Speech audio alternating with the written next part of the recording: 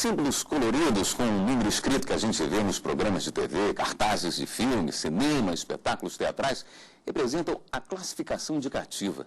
Para saber mais sobre esse conjunto de informações, convidamos Davi Pires, diretor adjunto do Departamento de Justiça e Classificação do Ministério da Justiça, e Rodolfo Moura, diretor de Assuntos Legais da Associação Brasileira de Emissoras de Rádio e Televisão, a ABERT. Sejam bem-vindos. Antes de iniciarmos a entrevista, vamos acompanhar uma reportagem. Este é um dos 2 filmes publicitários do governo que mostra a necessidade de selecionar o que as crianças vão assistir na TV. E a orientação já está disponível na classificação indicativa. Repare bem, a cada início de programa na televisão, há uma recomendação por cores, informação de idade e horário de exibição. São 6 faixas. Vai de livre, padronizado com a cor verde, a não recomendado para menores de 18 anos, que tem a cor preta. Eu acho que está mais do que na hora dos autores, dos donos de emissoras, refletirem sobre o que eles estão disponibilizando para os seus semelhantes. Porque as consequências não serão só para alguns. Eles mesmos sofrerão as consequências da violência, do abuso sexual. Uma pesquisa recente mostra que crianças entre 4 e 11 anos chegam a passar 5 horas diante da televisão. O problema disso é que elas tendem a imitar o que assistem, seja em desenho, novela e filme. Para isso veio a classificação indicativa, para evitar que elas tenham acesso a conteúdo inapropriado. Mas a pergunta é, até que ponto esse recurso funciona quando as crianças ficam sozinhas assistindo a TV? Geralmente a Sofia, quando ela vê, mãe, ó, esse é livre, eu posso, tá verde, né? Então, assim, acabou que com a conversa, mostrando e tal, conscientizando, elas acabaram adquirindo também o hábito, né, de se preocupar com essa questão da classificação. Emily, de 9 anos, é a filha mais velha de Ruth. Ela prefere brincar e nem se importa tanto com a televisão. Mas é lógico que tem aqueles momentos em que ela se rende à programação. Mas sabe que não pode assistir a qualquer coisa. As crianças podem até pecar esse tipo. Fazer tiroteios, tentar fazer igual, tipo Homem-Aranha. A criança pensa que pode fazer isso, tipo pular de janela em janela. Mas na verdade não pode, é só montagem, coisa assim e tal. E com a violência, elas podem querer fazer isso pensando que isso é bom. Melhor assim, viu, Emily? Para os pais desavisados, o acesso à programação inadequada na TV pode trazer prejuízos à formação de personalidade de uma criança.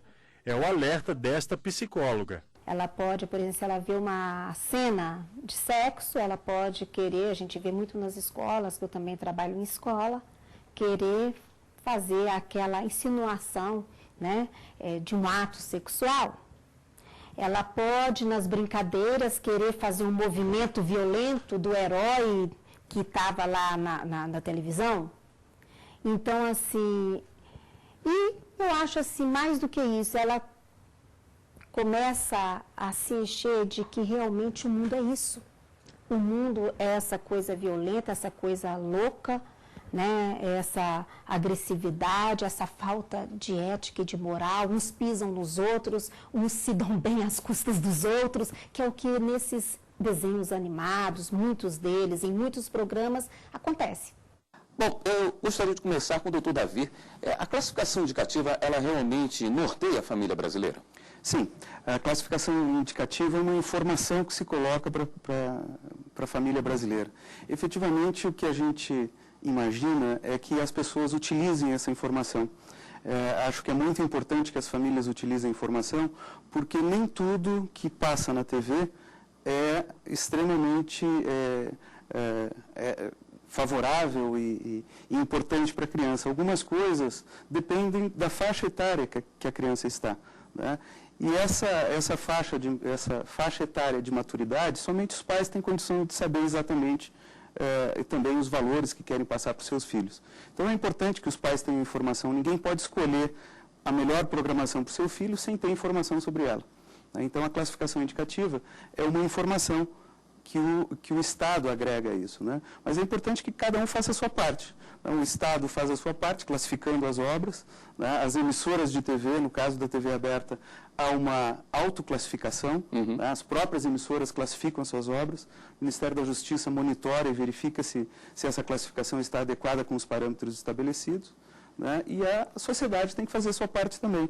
Os pais têm que fazer o seu filtro, ou seja, o filtro de cada família, né? Cada família tem algumas preocupações com seus valores, enfim, e pode decidir com a informação da classificação indicativa. A classificação indicativa, na grande maioria das vezes, é aceita pelo Ministério, né? Efetivamente, como você muito bem colocou, em geral, essa autoclassificação das emissoras que elas fazem são normalmente aceitas pelo Ministério da Justiça, cerca de mais de 90% da classificação das emissoras que é feita por elas, o Ministério concorda, e nós acreditamos que efetivamente o instrumento da classificação indicativa é uma excelente forma de levar à população mais um indicativo para ela poder optar se aquele tipo de programa deve ou não ser assistido pela criança ou pelos adolescentes também.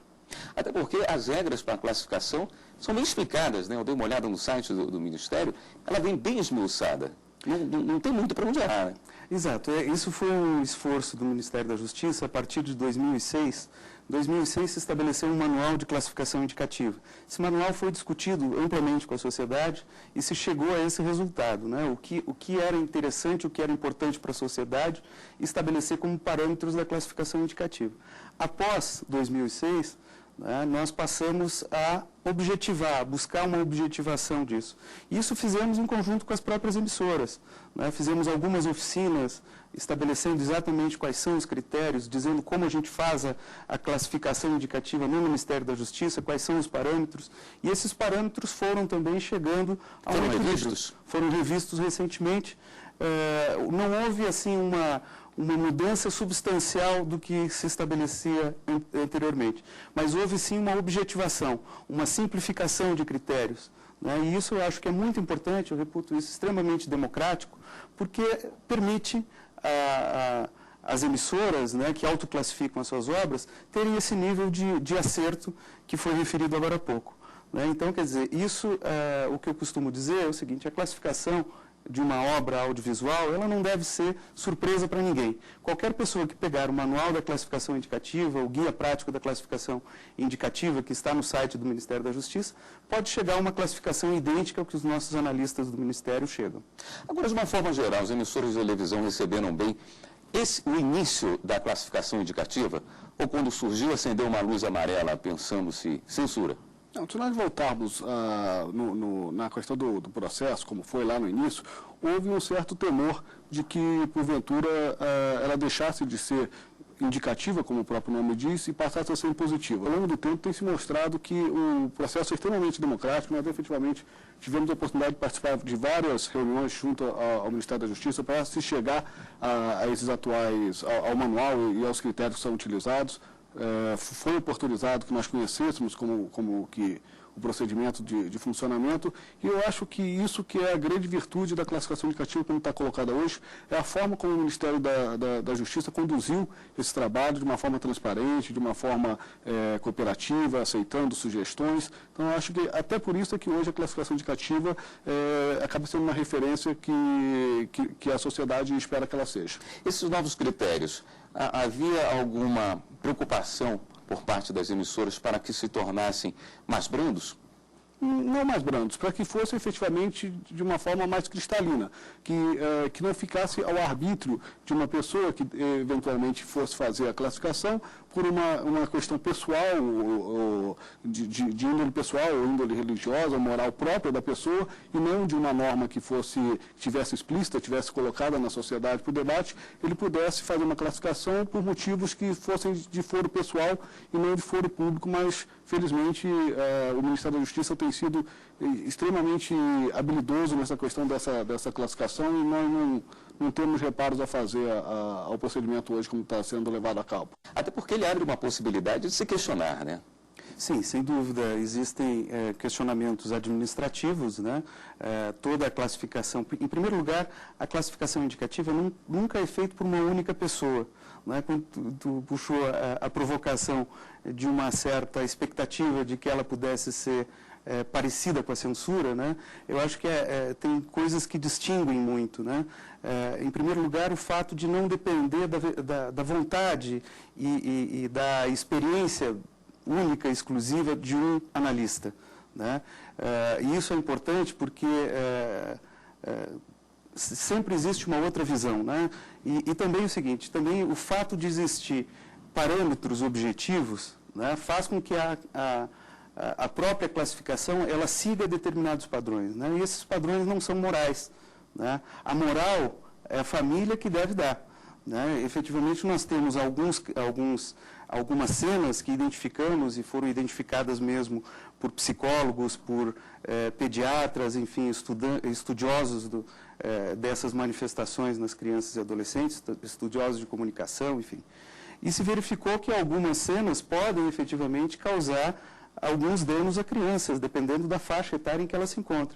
Então, por exemplo, cenas de sexo, cenas de nudez podem antecipar períodos, né? Então, quer dizer, a criança e o adolescente estão em um período de formação de sua subjetividade, de formação de das suas reações emocionais, né, futuras. Então, não é interessante que a criança experiencie sexo antes de ter maturidade para isso, né? E mesmo que experiencie isso na ficção, isso ainda assim pode, e a gente pode observar isso em casa mesmo, né, que isso pode acontecer e efetivamente acontece. Crianças, e não só crianças, às vezes até adultos, imitam algumas coisas que veem na televisão. Bom, isso é óbvio, né, que aconteça assim, e é por isso que existe publicidade, né, para convencer as pessoas de efetivamente seguirem um determinado comportamento. Então, como nós temos objetivamente estabelecido quais são esses critérios, nós temos alguns padrões. E esses padrões, quando não forem aceitos pela emissora, elas têm 2 graus de recurso ainda administrativamente. E fora isso, evidentemente, sempre existe o judiciário que pode também ser buscado para solucionar algumas questões. Mas isso efetivamente não aconteceu com relação à classificação especificamente. É interessante o senhor falar da classificação indicativa como sendo uma informação para os pais, porque é muito comum se ouvir que a obrigação de educar dos pais, o Ministério da Justiça não tinha nada que se meter com isso. O senhor deve ter escutado alguma coisa mais ou menos nessa linha algumas vezes.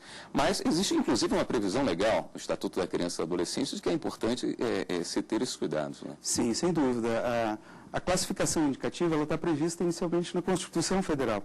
A própria Constituição, que acaba com a censura, no mesmo artigo em que acaba com a censura, cria a classificação indicativa.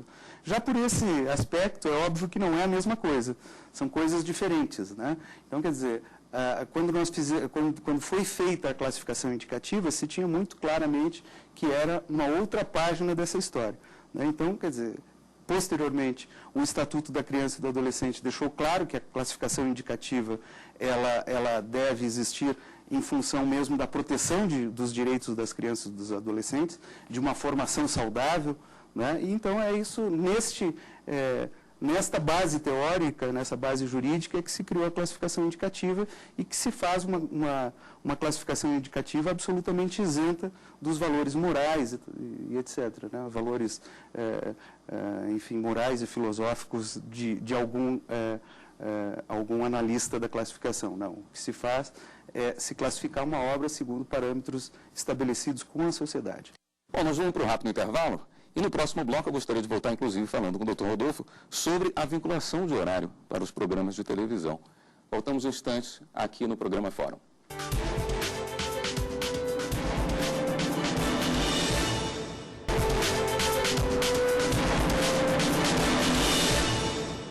Estamos de volta ao Fórum, que hoje discute a classificação indicativa.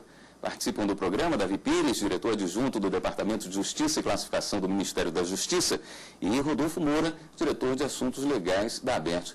Doutor Rodolfo, classificação indicativa é muito bem-vinda a todos os setores. Parece que nesse ponto aqui nós já entramos num acordo.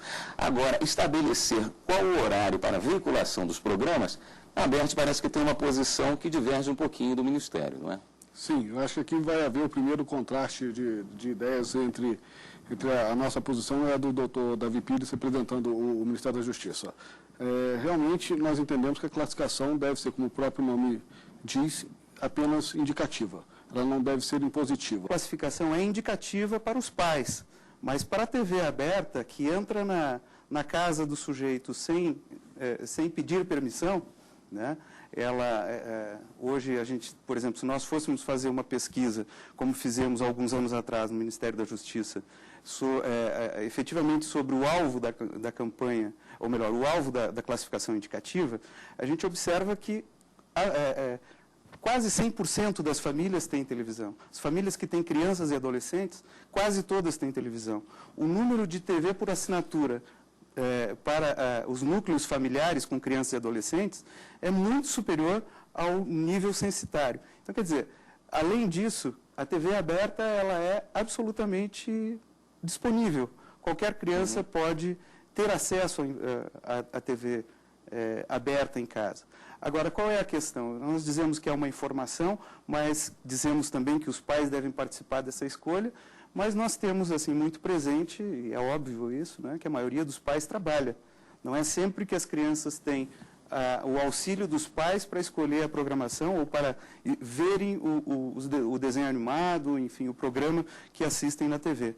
Né? E às vezes estão sozinhos ou às vezes com alguém que não tem a condição de determinar esta ou aquela escolha. Então é por isso que existe a indicação para os pais, a classificação indicativa é indicativa mesmo para os pais, mas ela deve ter algumas limitações com relação ao horário. Né? E essas limitações com relação ao horário não é uma invenção do direito brasileiro. Né? A maioria das democracias fora do país, a maioria das democracias do mundo, tem regulação e fixação de faixa horária. Acho que a gente pode discutir, e deve discutir efetivamente, algumas questões com relação ao tamanho dessa faixa, ou a limitação, mas acho que é imprescindível que se tenha assim, uma orientação para os pais de saberem que estão trabalhando naquele determinado momento, não estará passando, pelo menos na TV aberta, né, não estará passando programas que sejam inadequados e que podem causar dano à formação de seus filhos. Eu fico imaginando, os problemas que nós temos de fuso horário, por exemplo, deve ser alguma coisa meio complicada. Cidades que você tem com 2 horas a menos em relação a Brasília, por exemplo, como é que é feito? Isso traz algum problema na montagem da grade das emissoras que estão em horários diferentes do de Brasília. Isso efetivamente acaba acarretando algum problema de montagem de grade, mas que me parece que já está razoavelmente equacionado. Eu só gostaria de fazer uma colocação, embora eu acho que é um assunto estritamente jurídico, uma discussão mais doutrinária, essa questão, o Ministério ele entende de que a classificação ela é efetivamente indicativa para os pais e não seria somente indicativa para as emissoras de televisão. Nós discordamos disso por uma questão de que a Constituição Federal ela não faz distinção nessa questão de ser indicativa para determinado segmento e não para outro, e quando ela o quer fazer, como por exemplo no artigo 174 da Constituição Federal, ela bem diferencia quando que deve ser apenas indicativo e determinativo para uma outra parte. Eu gostaria também de colocar 2 aspectos com relação a isso. Tem também na Constituição Federal, né, logo em seguida, no próprio artigo 220, não especificamente o artigo que trata da classificação indicativa e não especificamente o inciso que trata da classificação indicativa, mas diz que o Estado deverá propiciar meios que defendam a família, né, de possíveis influências que possam ser negativas. Quer dizer, e a Constituição usa isso, defendam a família, né, usa essa expressão. Então, eu acho que existe a base para isso. Agora, um outro aspecto que eu acho que é importante também da gente dizer e salientar é o seguinte: a partir de 2006, quando se estabeleceu este modelo da classificação indicativa, não houve sequer um desrespeito, não houve sequer uma condenação a emissoras por conta de desrespeito à vinculação horária. Né? Isso a gente pode observar, eu digo sempre a partir de 2006, né, porque a forma, é quando se estabeleceu esse formato de classificação. Então, a partir daquela data, não houve desrespeito à classificação indicativa. Então, quer dizer, isso, de certa forma, indica que há uma certa pacificação nisso. Esse dispositivo do ECA tem garantido, efetivamente, a eficácia da lei, a eficácia da vinculação horária. Não tenho dúvidas disso. Hoje nós estamos discutindo muito em cima de televisão, até aproveitando a presença importantíssima do Dr. Rodolfo Dabert aqui, mas a classificação indicativa, como eu disse no início do programa, abre-se também para cinema, televisão. Como é feito nesses outros veículos? E também os jogos eletrônicos. Jogos eletrônicos que também são muito questionados pela violência que às vezes trazem, né? A grande maioria dos jogos eletrônicos, a grande maioria não, mas um pouco mais da metade, tem classificação livre. Né? Mas os mais vendidos são os de classificação indicativa mais elevada, né? São os mais violentos, né? Que despertam mais interesse. Mas, efetivamente, é importante que se tenha essa classificação. No caso dos outros veículos, como o cinema, os jogos eletrônicos, né? E a TV por assinatura, né? Se dá uma classificação, quer dizer, a TV por assinatura não, mas os demais se dá uma classificação prévia. Ou seja, antes de estrear uma obra no cinema, ela passa pelo Ministério da Justiça e tem a sua classificação. Os jogos da mesma forma e DVD também. Chamou a atenção o fato de que programas noticiários não passam por essa classificação e às vezes a gente vê alguns abusos por parte de emissoras de televisão, como passar estupros ou assassinatos no ar, muitas vezes em horário em que tem crianças assistindo no meio da tarde. Isso não deveria ser revisto, doutor? Nós não estamos pleiteando que as emissoras elas são imunes para fazer o que elas bem entenderem, que elas estão isentas para transmitirem o que elas bem entenderem no horário que elas bem entenderem, sem qualquer responsabilidade. Não é isso. Nós acreditamos que hoje já existe no nosso sistema legal modos de você, caso exista alguma abusividade, um excesso, que isso possa ser reprimido, e nós entendemos que o Poder Judiciário ele deve ser acionado num caso como esse, pelos mais diversos órgãos que a sociedade tem ao seu alcance, inclusive o Ministério Público, de uma forma a vir penalizar a emissora que, porventura, cometa um excesso, cometa um abuso, algo que não deveria ser levado, né, que é inadequado para ser transmitido na televisão. Que vem até na direção da minha pergunta. Não havendo essa necessidade de uma classificação indicativa, você vê programas, às vezes, meio fantasiados de noticiários, aproveitando para colocar algumas coisas que não deveriam no ar em determinado horário. A política de classificação indicativa, que visa proteger crianças e adolescentes, ela tem esse caráter preventivo, ou seja, de não causar dano. Se nós formos buscar uma penalização, depois de acontecer o dano, por exemplo, se uma determinada novela que estimule a sexualização, né, que nós deixamos passar em qualquer horário, o que pode acontecer? A geração que já teve a sexualização antecipada, a sua sexualização, como nós voltaríamos a isso? Não teríamos mecanismo para isso. Teríamos mecanismo para punir a emissora. Mas a política de classificação indicativa, ela não é feita para punir a emissora, ela é feita para defender o direito de crianças e adolescentes. Bom, vemos que a questão é polêmica e traz bons argumentos de parte a parte. É importante que a gente tenha essa oportunidade de trazer para o nosso telespectador pontos de vista diferentes para que possam se posicionar. Bom, o fórum termina por aqui. Eu gostaria de agradecer muito a participação de Davi Pires, diretor adjunto do Departamento de Justiça e Classificação do Ministério da Justiça, e também Rodolfo Moura, diretor de Assuntos Legais da ABERT. E você que nos acompanha pode enviar sugestões para o programa. O endereço eletrônico é fórum@stf.jus.br. Até a próxima semana.